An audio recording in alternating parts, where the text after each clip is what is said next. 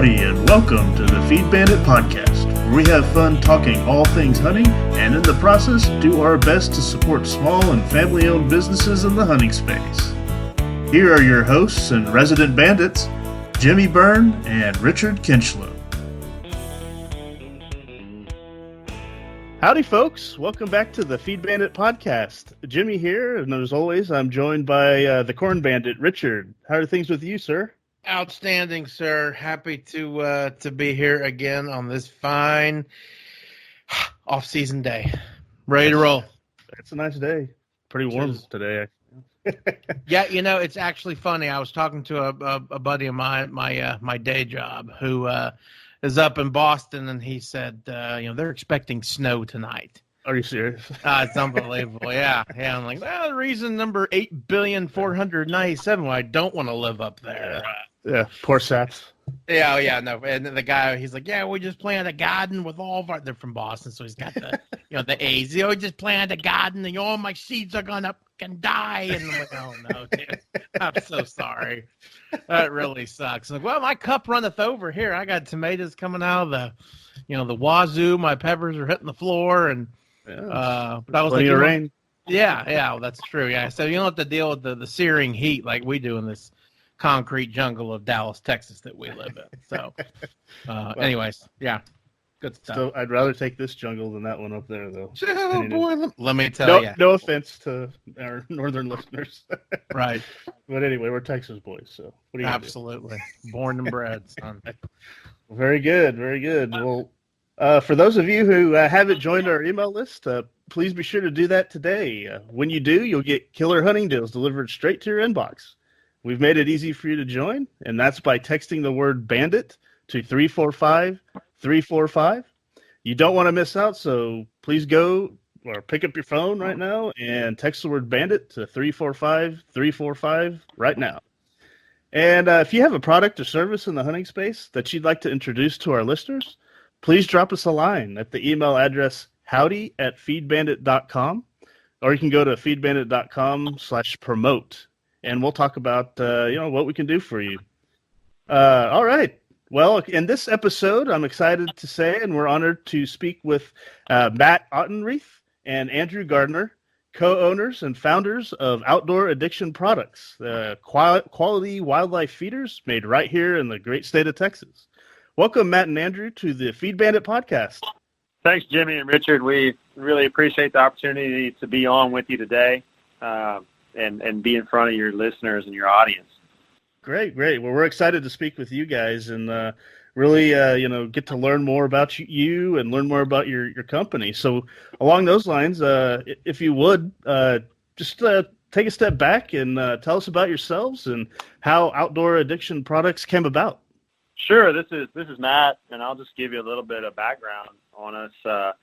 Outdoor Addiction Products is a small family owned and run business right here in Texas. We make all of our feeders and do all of our fabrication work in Brazoria, Texas. This is the area where we were Andrew and I both born and raised. We grew up together. We're actually cousins. Grew up together hunting and fishing and just enjoying the outdoors. And, it's always been a real, part of our family gatherings have centered around hunting and fishing and being outdoors, and we really just love it. And, we've always grown up together building a lot of our own feeders just for personal consumption, feeders and blinds. And several years ago, we decided to transition from building solely for our personal consumption, but to offer some of the great stuff that we've been doing to the public, for resale. And it's been very well received. Some of the motivating factors for us making our own feeders from the beginning were we just ran into so many problems with other people's feeders, buying, feeders that get ripped up. The wiring gets ripped up by raccoons, or the hogs knock it over or bend the legs. And, so many of these feeders that you find in the big box stores and elsewhere are just not of the same quality of what we needed. And so we sought out to do was build feeders that are truly varmint proof, they're raccoon proof, they're hog proof, they're very durable and tough and will sustain not only our needs, but the needs of our customers. Yeah, that sounds like a kind of a common thing where, if you can't find one that's done right enough, you got to do it yourself, right? So yeah, I mean that's in a nutshell, that's how this came about. And pretty much. I mean, we got tired of buying new feeders, every year. It seemed like, or coming to your feeder and the legs are flimsy and collapsed over from hogs. Mm-hmm. I mean, it's, and when hunting is so dear to to all of us really, and you show up, it can really ruin your weekend if you find your feeder laying on the ground. Oh man, yeah. Yep. You know what I mean? So. Oh, for sure. One of the things that I've noticed over the past couple of years is like really the past year is really kind of blown up is talk about flimsy legs and whatnot. I guess I understood the whole theory, the whole concept of putting putting the feeders 10 feet up in the ground, up in the air, on the big stilts. But man, they just made them so vulnerable to just what you said. You got to the hogs, and then obviously the cows too. And in some places where the soil is loose enough to do it, you can drive T-posts in there, and secure them with baling wire and whatnot. But if you don't have the ability to do that, then your feeder's just sitting out there. And then like you say, the hogs can come over there, and it doesn't, especially when it gets on the empty side, they can just knock that thing over real quick. So, I like looking at your stuff, and I saw you guys have a kind of a lower profile feeder. Can you guys talk about that? Sure. Yeah. The majority of the feeder designs that we build are not just durable and made to withstand the environment that they're placed in. They're also low profile and easy to just walk up to with a bag of corn and fill it while you're standing on the ground. So you're not getting on a ladder. You're not standing in the back of a truck or a side-by-side. It removes a lot of the safety hazards around filling up your feeders. So not all, but many of our designs, the majority of the feeders that we sell to our customers are standing less than 6 feet tall. So they're made for everybody to be able to go fill up. Okay. Now, that and the fact that we don't have any exposed wiring anywhere on the feeders are some of the things that we really pride ourselves on. And we've got a new design that we came out with this year called our Ambush series. And on this feeder, we've kind of really redesigned the way that these feeders are made. And we've done away with a lot of the things that we felt like were problems. So we have a steel box, the hopper where your corn is, and they have a solar panel mounted at an angle on a custom steel bracket on that box, and you've got a steel door also where all of your electronics are inside the box. Everything's internal to this box. All the wiring, the battery, the timer, everything is in the box. And then you've got very heavy-duty square tubing legs on it that are removable if you want to. And then underneath it, we've implemented a varmint plate, which is a galvanized steel plate that leaves about a 1-inch gap between the bottom of the feed hopper and this plate. And the spinner plate is kind of sandwiched in between the two pieces of steel. So you've got a distance that is so narrow that the raccoons and other varmints are not able to reach all the way in there to your spinner plate to rob you of feed. And so and then the feed shoots out 360 degrees pattern around your feeder through this 1-inch gap. Wow. And these feeders stand about 5.5 feet tall, so they're easy to fill up. They're Sure. very portable. You can carry a couple of them in the back of a pickup truck. It's something that's been very popular. Oh, nice. Recently with our customers, so we're very excited about it. So do you run the wire from the battery to the solar panel? Is that with like inside of the whole thing and just comes out right at the solar panel, or because I know that's so a lot of feeders will have them just that'll be exposed and you you get a picture of a raccoon or something hanging on that or yeah. I think you have a couple Right. of those. Right? So. Yeah. Right. And that's been my experience with with some of the other feeders I owned before we started this company is that would be the first problem. They've got like they've got a flexible metal conduit, Yep. and the raccoons hang on it and tear it out. Oh yeah. And that messes up Exactly your battery right. and your timer. But ours is mounted, so the bracket is totally enclosed. The solar panel is mounted to the back of it, and it goes directly into the feed hopper. So there's not any airspace or any openings whatsoever. And it goes straight into the hopper of the feeder, and straight to your timer and your battery, which is accessed by the door. Yeah. So you basically have a void. So inside of the box where the corn is, you've got a void created by the funnel system Right. that we have built into the box. And that void is where we're keeping the battery and the timer and where the wiring is run. No, that's a great idea. You're taking advantage of that space. God, wow, that's genius. Because you're right. That all that is just wasted space. Now, so okay, since all the guts, if you will, are located right there, that's going to help cut down on all the dirt and dust and all that stuff. I mean, eventually all that stuff will destroy your electronics. So over time. So with your feeder, you guys really don't have that issue. Correct. Yeah, and one of the other really key factors about this feeder is we don't have a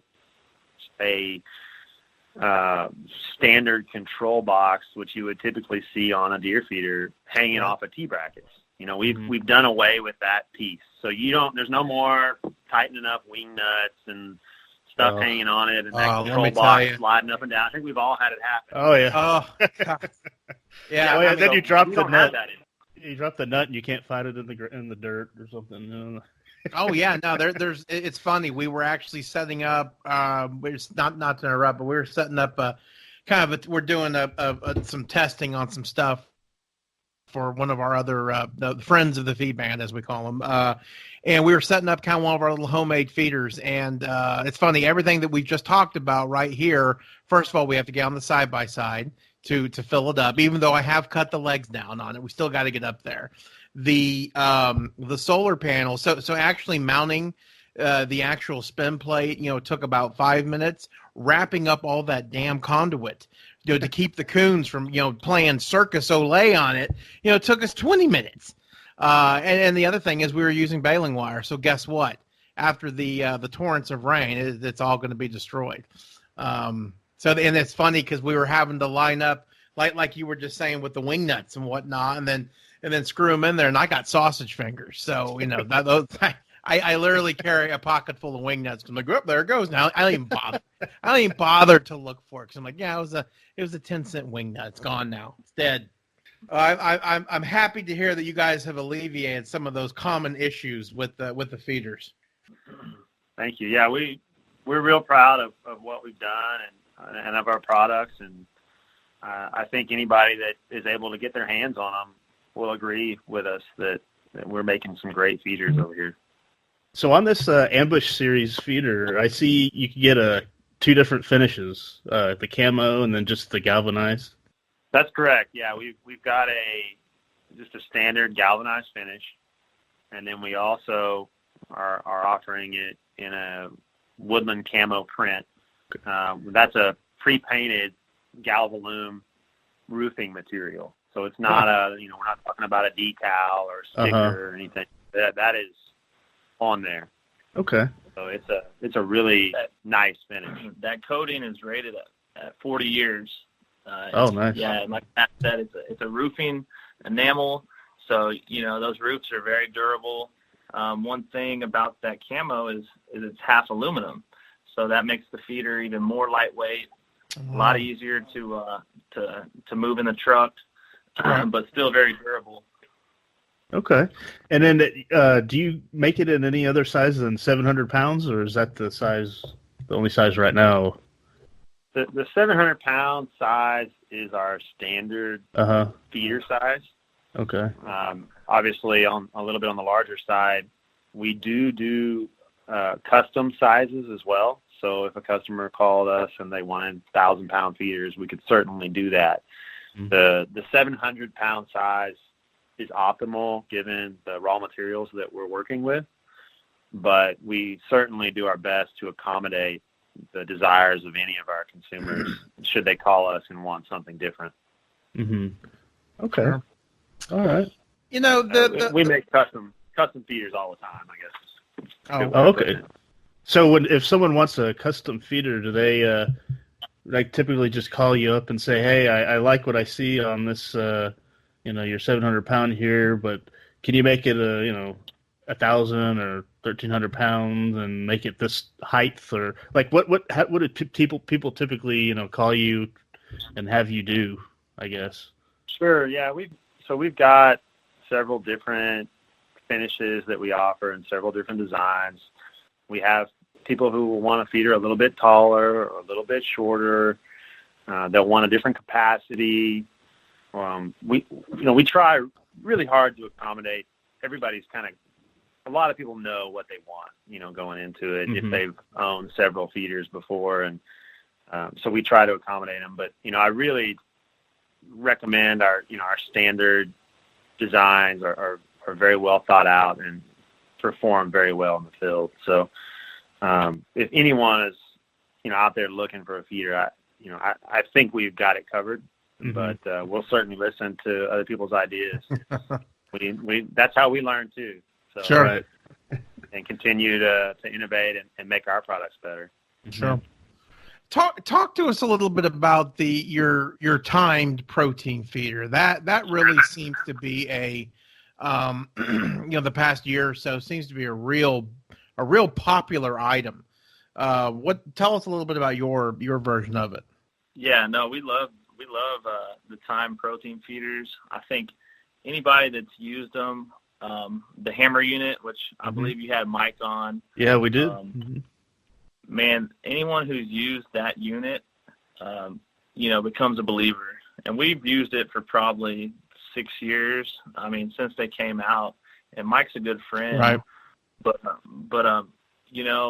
it allows, especially people with exotics, and a lot of varmints and stuff, it allows you to create a window in the morning and typically the evening where, whitetail are prevalent in those times to eat as much protein as they possibly want. The problem with protein feeders that spin out feed on a timer basis is, if there's an excessive amount of whitetail that can't get in there and get feed, or they run out, or you set it too low, they're not gonna have feed. So you want to let the whitetail eat as much protein or axis deer, whatever you're going for, sure.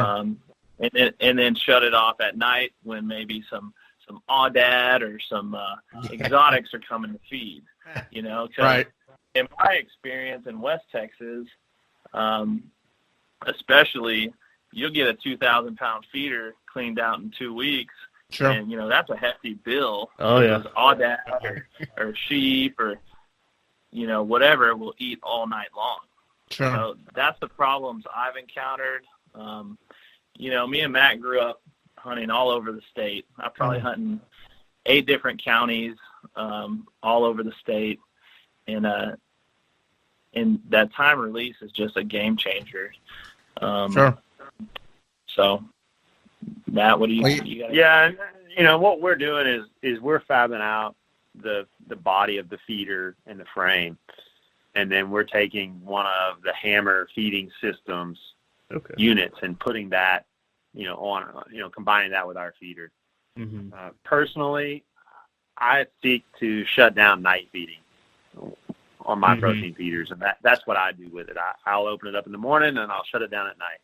Right. We have customers that do exactly what Andrew does, and that they, will allow free choice feeding in the morning and then again in the evening, and then also, shut it down during the heat of the day and at night. And I think Andrew touched on some great points. We've got where one of the places that we're very fortunate enough to be able to hunt from time to time, there are these big groups of Aoudad, and they'll just come and they'll just stand there until the feeder's empty.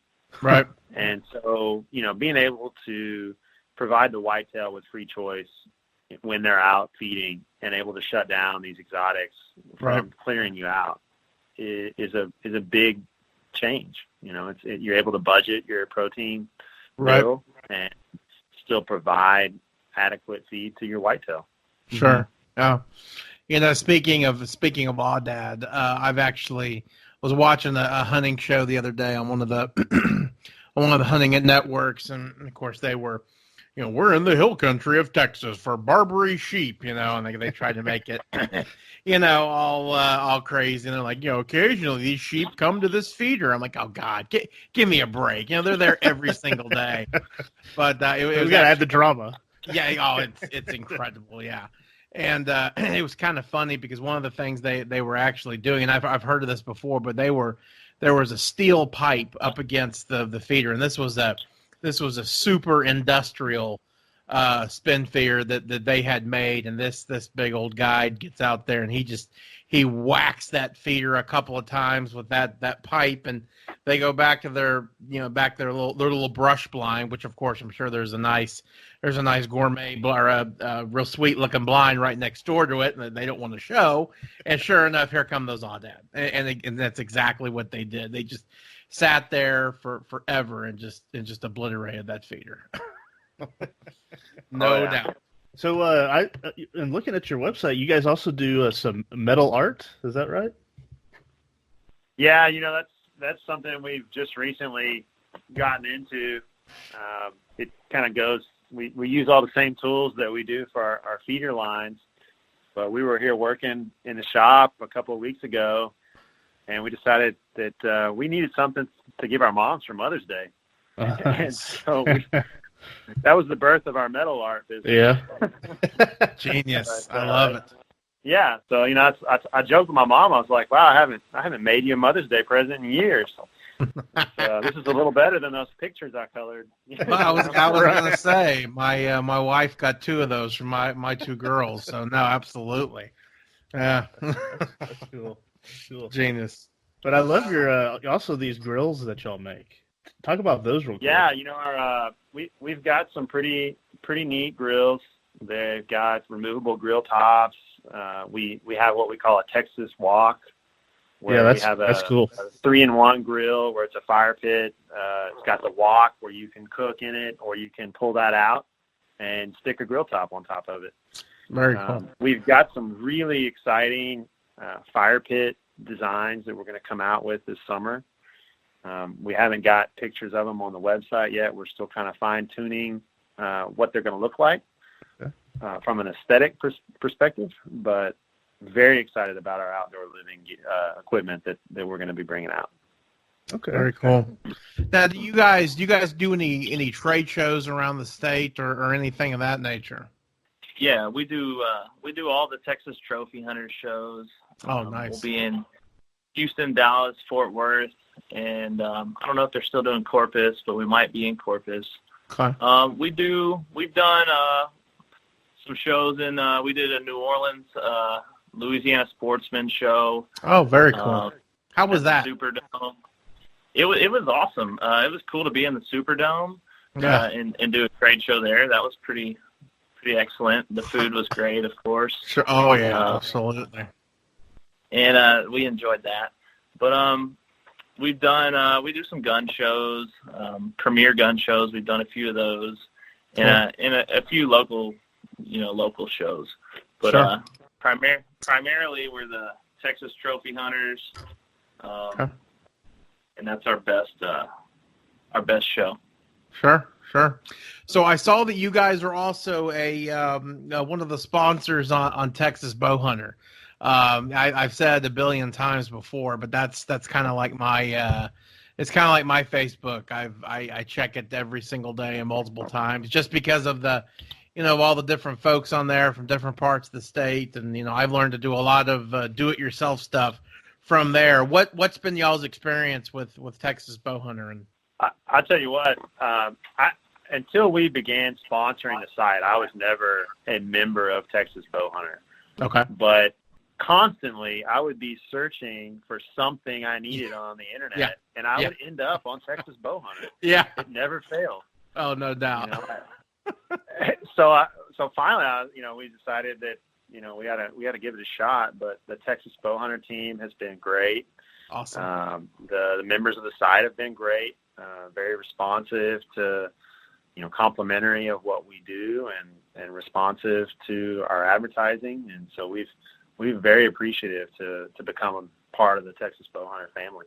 Oh, that's awesome. That's awesome. Yeah, they are a good and a very dedicated group. It's fun to watch them. I agree with them basically I agree with most everything that's put on there except the college football thread, because Jimmy and I went to Texas Tech, and there's lots of not such nice things from a bunch of folks that went to UT on there. But hey, other than that, it's all good. Yeah, we haven't had much good to talk about lately. So. Football. The members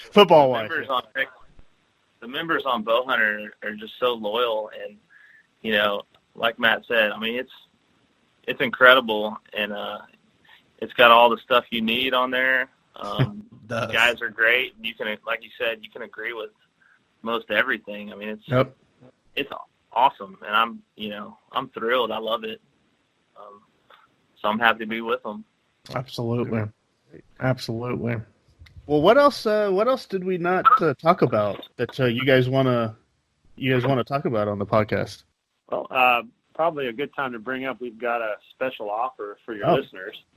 All right. We're going to offer from now through the end of July, anyone who hears this podcast or otherwise would like to place an order with us using the code FeedBandit will be given a $25 discount off of the purchase of a wildlife feeder. Oh, that's awesome. Thank you very much. Yeah, thank you guys very much. We really appreciate that. And we're happy to be able to offer that, and excited to hear some of your audience what they had to say about our products. Well, cool, awesome. Well, thank you very much for that. And I'll tell you, going back to the just talking about the ambush series feeders, I think it's great what y'all have done. Utilizing that dead space that pretty much every feeder has, and then using it for that purpose. I mean, that's that's a genius, as Richard says. Yep.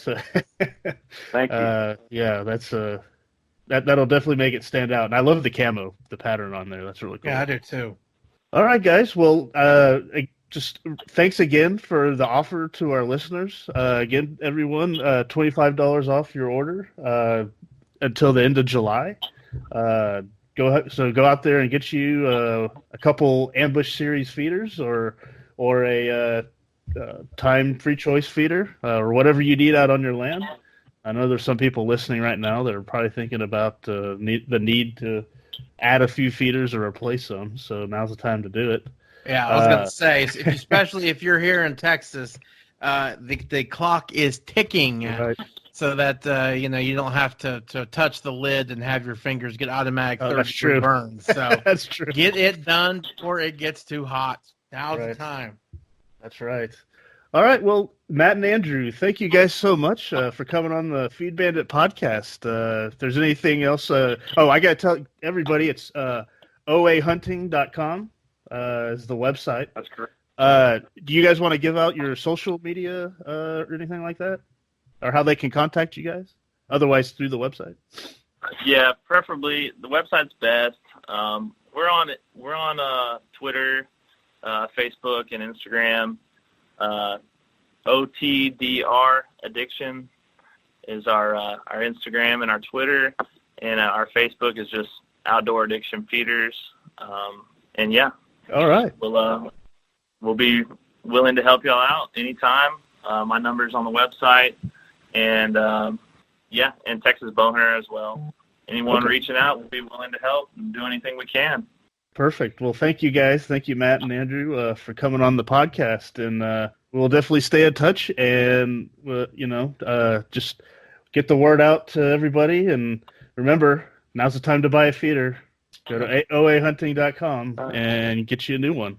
Thank you, guys. Thanks for having us. Thanks for having us, guys. We really appreciate the opportunity to talk with you. Okay, folks, that was Matt Autenrieth and Andrew Garner, the co-owners and founders of Outdoor Addiction Products. As you heard, definitely quality wildlife feeders, and the beautiful thing about it is they're made right here in the great state of Texas. Very cool, about that ambush series feeder, right? I'm amazed. That no one's done that before, but it's cool how they've done it, because if you look at the pictures on the website, they got a really cool little door there that opens up to seal. It looks like the seal in the bottom, that area there, and then you can see how the solar panel there is actually nicely, affixed to the feeder itself in a nice solid fashion. Whereas I keep thinking back to the feeder we have out at the Gonzalez deal, and solar panels basically sitting there. I mean, like mini feeders, of course, but sitting there on just a thin kind of piece of metal. Every time we go back, it's bent. So something's hanging from it or whatever. Oh, no doubt. Looks like here. You're eliminating all that stuff with these ambush feeders, series feeders. Oh, for sure. Yeah, and the other thing is just trying to, to get into that box, and it's full of dirt, it's full of dust, and again, I don't care how good your timer is, I don't care how good your battery is, they will be susceptible to all that dirt and stuff, and so if you can have a debris-free area, that's huge, and godly, that all that space that, like you say, is not being utilized, but is with their series of feeders. Man, that's huge. That's real huge. I love it. And then not to mention how they described the actual mechanism itself, how it's enclosed as well. Yes. So you're kind of it's all one kind of solid unit, which is nice. So yeah, everybody out there, you heard them. They're offering $25 off on any order until the end of July with the code FeedBandit. So be sure to take advantage of that offer, because as the Corn Bandit here said, now's the time. The time is ticking. Oh, yes, the clock is ticking. The clock is ticking. Yeah. Yep. It is kind of funny. There's they're talking about Texas Bowhunter and filling up feeders. A lot of the guys in South Texas, they and I just never really thought about it this way, but when they go down and do all their feeder stuff, it's just plain and simple. It's just too damn hot to go out there and fill their feeders. So they sleep for like a chunk of the day and they stay up all night. Yeah, it's great. Let them cool down. And it's funny because I swear this may be inaccurate, but I remember they were taking a video one time, and somebody was like, it's like midnight and the top of this feeder is still 7,000 degrees. Oh God. And of course they're still sweating, and of course during the night, especially in South Texas, the snakes are out and about, but it's entertaining. What would be interesting to do for spits and giggles is get one of these feeders, or one of the ones we have or whatever, in like deep July, early August, right? And just put a thermometer inside of it. God, I'd love to see how hot it actually gets inside. Oh, with that sun just constantly beating down on there. Oh, it's awful. I feel bad for him. I feel bad. It's like all my vehicles, even when we're out at Rancho Bandito, like our, the side by sides. I'll be like, well, I'd just like to find some shade for it. It's crazy. I don't know why I do that, but I do. I feel bad for the feeders out there in the miserable heat. And what's that little email that always goes around on social media? That's, it shows the elk by the by the corn feeder, like, how hot is it in Texas? And it shows the popcorn popping out of the feeder. Right. Yeah, the popcorn. Yeah. That's coming. That is coming real soon. But It is. knock on wood, it's man, things are looking kind of wet. So that'll be great. I mean, we're gonna have the heat. There's nothing we can do about it. But if we can just have some breaks with some storms, man, that makes it so much easier to digest. Yeah. So let's cross our fingers. I mean, when people are listening to this, we act like it's cold, but I mean it's warm right now. I mean, Definitely. Oh yeah. So I don't know. We'll be used to it, I guess. But Of course. When you play swimming.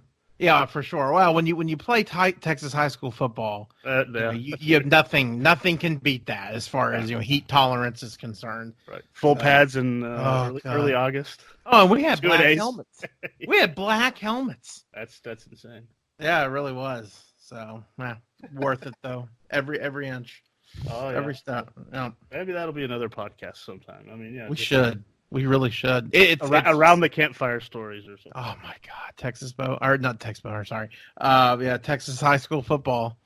Every July I have a dream that I'm late for my my little 2-a-days deal. I mean, because if you were late for 2-a-days, you might as well just die, because that's what's going to happen. Right. Oh God. That's funny. Yep.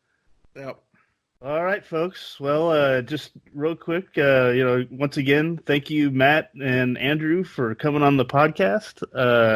That was Matt Autenrieth and Andrew Garner, co-owners and founders of Outdoor Addiction Products. You can find them over at oahunting.com. And there you can see all of their products, and order them, and basically just see everything that they offer. So be sure to go to oahunting.com and check them out. Also in the show notes page, we'll have links to the website as well as to their various social media accounts, so that you can go and see what's going on there, and you can be sure to follow them there. So, and then you can keep up with everything that they got going. Check out the grills they have on their website too. They're really cool. And then everything else. So, all right. Well, before I keep rambling on, I think you got anything else there, Corn Bandit, that you want to? No, sir. I think I'm good. All right. Well, to everyone out there listening, it's getting hot, so stay cool. I don't know, go fishing, have a couple beers, and we will see you on the next podcast. Take care. Thanks for listening to the Feed Bandit podcast. If you want to find new and innovative hunting gear and service providers not typically offered through the traditional big box hunting stores, come on over and join the hunt at feedbandit.com/join. When you join, as a bonus, you'll get our entertaining free e-guide of unique hunting tips and tricks. And a reminder to all you small businesses, feed stores, gear inventors, or entrepreneurs in the hunting space, if you'd like to get more exposure to potential customers by being featured on the Feed Bandit podcast, please let us know. We'd love to discuss what we can do for you and your business. Go to feedbandit.com/promote. We hope you enjoyed this episode. If you did, please give us a rating and review on iTunes, as it would really help us out. Go to feedbandit.com/iTunes. Thanks everyone for listening. Until next time, please remember to support your local feed store.